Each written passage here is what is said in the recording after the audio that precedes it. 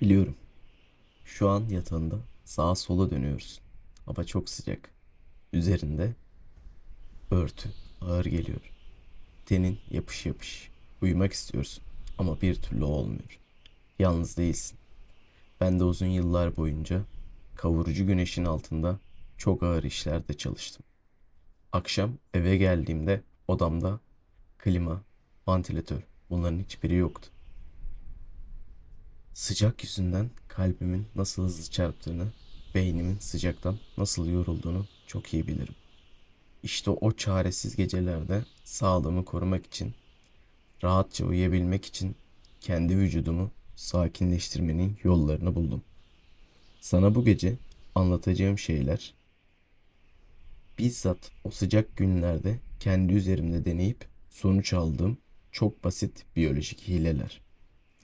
Ben o günleri atlattım. Bu gece senin uykunu birlikte kurtaracağız. İlk önce Avrupa'daki o eski taş evlerde insanların sıcak havalarda klimasız kaldıklarında neden büyük sağlık sorunları yaşadığını ve evlerin yapısını nasıl bozduklarını konuşacağız. Hemen ardından beynimizin sıcaklık merkezini küçük oyunlarla nasıl kandıracağımızı göreceğiz.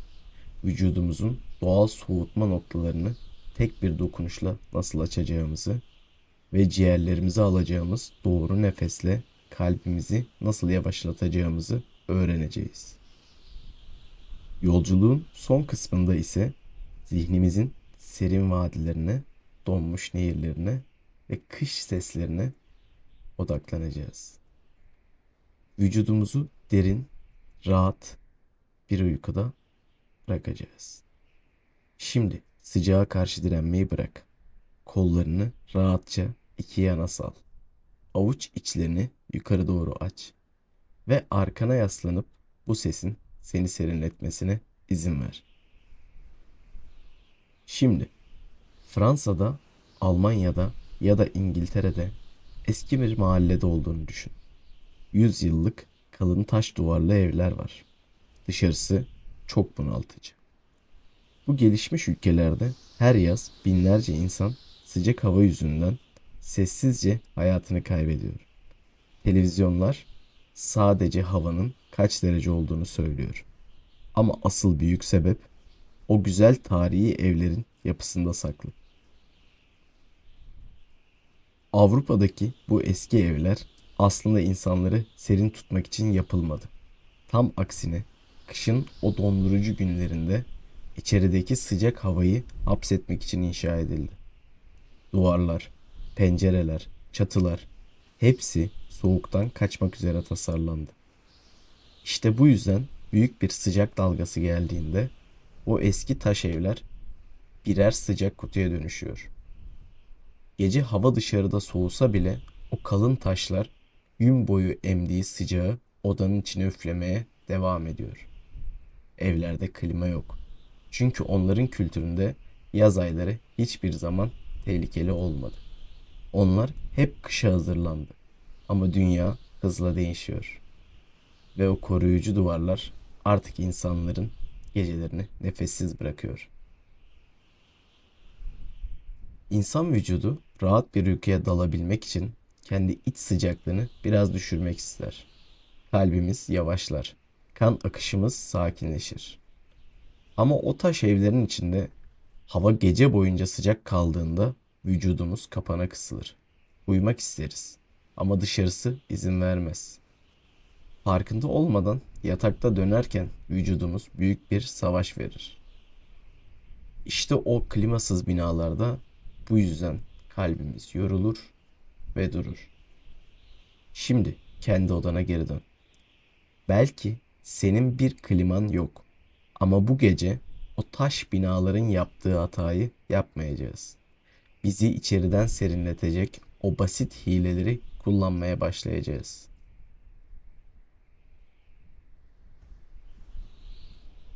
Şimdi kendi yatağına tamamen odaklan. Odanın havası hala sıcak olabilir. Ama vücudunun içindeki sıcaklığı düşürmek çok kolay ve çok basit bir yöntemimizle mümkün olacak. İnsan beyninin içinde küçük bir bölge bulunur. Burası vücudumuzun sıcaklık merkezidir. Beynimiz dışarıdaki gerçek sıcaklığı değil, sadece kendi içindeki verileri okur. Biz bu gece o merkeze çok küçük ama etkili bir oyun oynayacağız. Bunun için vücudumuzun gizli soğutma noktalarını kullanacağız. Vücudumuzda ellerimizin içinde ayak tabanlarımızın çok özel damarları vardır. Bilim dünyası bunlara hava kanalları der. Bunlar vücudumuzun doğal radyatör vanalarıdır. Kanı doğrudan dışarıya atan pencereler gibidir.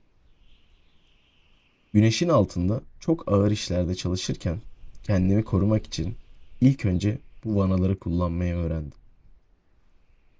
Avuç içlerini yukarıya, yani tavanı görecek şekilde aç. Parmaklarını hiç sıkma. Tamamen gevşek kalsınlar. Avuç içlerin açık kaldığında o vanalar yavaşça devreye girmeye başlar. Vücudunun içindeki fazla sıcaklık o pencerelerden dışarıya doğru süzülür. Kan akışın sakinleşir. Kalbin daha az yorulur. Şimdi avuç içlerinin tam ortasına çok hafif mavi bir rüzgarın dokunduğunu hayal et. Acele etme. Bırak o serinlik ellerinden başlasın. Kollarından yukarıya, beynine doğru yavaşça aksın. Ve beynindeki o sıcaklık merkezi bu verileri okumaya başladığında kendini içini soğutmaya karar verecek. Nefesini çok yavaşça dışarıya üfle ve avuç içlerindeki o serin pencerenin tadını çıkarmaya başla. Avuç içlerini tavanı gösterirken sıra vücudumuzun içindeki o büyük motoru, yani kalbimizi yavaşlatmaya geldi. Hava sıcak olduğunda kalbimiz çok hızlı çarpar. Çünkü vücudu soğutmak için kanı hızlı dışarı pompalamak ister. Kalp hızlandıkça biz çok daha bunalırız. Uykumuz daha çok kaçar. Güneşin altında çalışırken vücudumun içeriden alev aldığını hissettiğim anlarda bu yöntemi uyguladım. Kalbimi yavaşlatmak için ciğerlerimi kullandım. Bunu yapmak için vücudumuzun ana sinir hattı bir nebze gevşemeli. Şimdi benimle birlikte çok basit bir nefes alıştırması dene. Dudaklarını sanki bir pipetten su içiyormuş gibi hafifçe yuvarla. Havayı burnundan değil, o yuvarladığın dudaklarının arasından, dilinin üzerinden yavaşça içeri çek. Hissediyor musun? Dışarıdaki hava sıcak olmasa bile dudaklarının arasından geçerken dilinin üzerine buz gibi derin bir esintiye dönüşüyor. O serin havayı ciğerlerinin en derin yerine kadar yavaşça çek ve orada 2 saniye tut. Ciğerlerinin o serinlikle yıkandığını hayal et. Şimdi havayı burnundan çok yavaşça, hiç acele etmeden dışarıya üfle. Üflerken vücudundaki tüm o ağır yükün de havayla birlikte gittiğini hisset. Bunu birkaç kez yaptığında göğsünün içindeki o büyük nokta devreye girer. Kalp atışların yavaşlamaya başlar. Beynin vücudunun güvende ve serin olduğunu düşünür. Kan akışın yavaşlar. Vücudunun içi sakinleşir. Kendi kendine çalışan harika bir klima kurmuş oldun. Nefesini çok yavaşça dudaklarının arasından çekmeye devam et. Dilinin üzerindeki o serinliğe odaklan. Şimdi bedeninin sakinleştiğini ve kalbinin yavaşladığını hisset. Göz kapakların ağırlaşıyor. Sıcak odanın sınırları yavaşça kayboluyor. Zihninin arkasında yepyeni bir dünya çizmeye başlıyoruz. Karanlık, sessiz ve sisli vadinin tam girişindesin. Dışarıdaki o boğucu yaz havası burada yok. Ayaklarının altında nemli ve serin bir toprak var. Vadinin üzerinden yavaşça akan o mavi sis tenine dokunuyor. Acele etmeden o sisin yolunun içinde yürümeye başla. Attığın her adımda vücudunun biraz daha hafiflediğini hisset. Yolun sonunda uçsuz bucaksız ve tamamen donmuş bir göl karşına çıkıyor. Gölün yüzeyi mavi bir cam gibi parlıyor. Orada hiçbir gürültü yok. Çıt çıkmıyor. Sadece kışın o derin, dilsiz sessizliği var. Gölün kenarına yavaşça uzandığını hayal et. Sırtın buz gibi serin zeminle buluşuyor. Ama bu soğuk seni üşütmüyor. Sadece zihninin içindeki o son sıcaklık kalıntılarında çekip alıyor. Tenin sakin, zihnin boş. Artık yatakta değilsin. O bunaldığın odanda değilsin. Ciğerlerine dolan her nefes buz gibi temiz bir kış esintisi. Sıcağa karşı verdiğin o savaşı artık kazandın. Vücudun kendini en güvenli, en serin moduna aldı.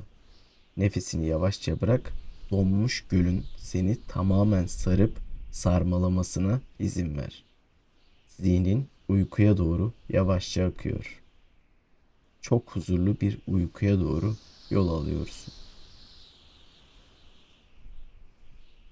Eğer bu sıcak gecede uykun bölünürse aniden uyanırsan sakin ol ve saatine bakıp panik yapma. Modern dünya bize çok büyük bir yalan söylüyor. Her gece tek seferde kesintisiz 8 saat uyuması gerektiğini dayatıyor. Gece yarısı uyandığımızda sabah yorgun olacağımızı düşünüp korkuyoruz. Ve bu korku bizi sıcaktan daha çok terletiyor. Oysa eski zamanlarda atalarımız hiçbir zaman tek seferde uyumazdı. Fabrikalar kurulmadan, modern saatler hayatımıza girmeden önce insanlar parçalı uyurdu. Hava karardığında ilk uykularına yatarlardı. Gece yarısı 2 ya da 3 gibi uyanırlardı. O sırada kalkar, sessizce oturur, birbirleriyle konuşur ya da sadece karanlığı dinlerlerdi. Sonra sabaha karşı ikinci uykularına dalarlardı. Vücudumuz bu bölünmüş uykuyu çok iyi bilir. Bu bizim doğamızda var. Bu yüzden bu sıcak yaz gecesinde aniden gözlerini açarsan kendine kızma. Vücudun sadece doğal bir ritme döndüğünü kavra. Şimdi o görünmez uyku kurallarını yavaşça fırlat. Gece uyanmak bir hata değil. Sadece dinlenmek için küçük bir mola. Nefesini çok rahat bir şekilde dışarıya üfle. Göz kapakların bırak tekrar ağırlaşsın. Atalarının o huzurlu, acele etmeyen eski gecelerine kendini teslim et. İkinci en derin uykun yavaşça seni çağırıyor. Zaman tamamen yavaşlıyor. Gecenin en sessiz anındasın.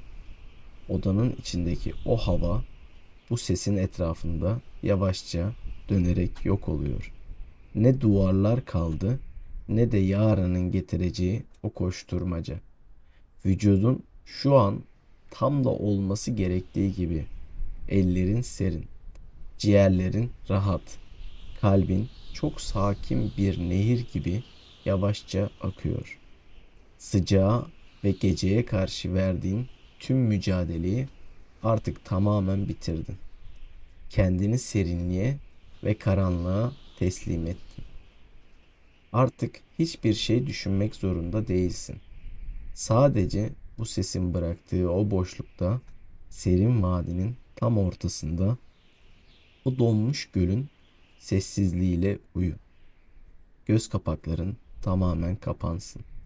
Vücudun iyice ağırlaşsın. Biz o sıcak günleri geride bıraktık. Bu gece seninle birlikte en derin ve sessiz uykumuza dalıyoruz. Güvendesin, serinsin. İyi uykular, uyku arkadaşım.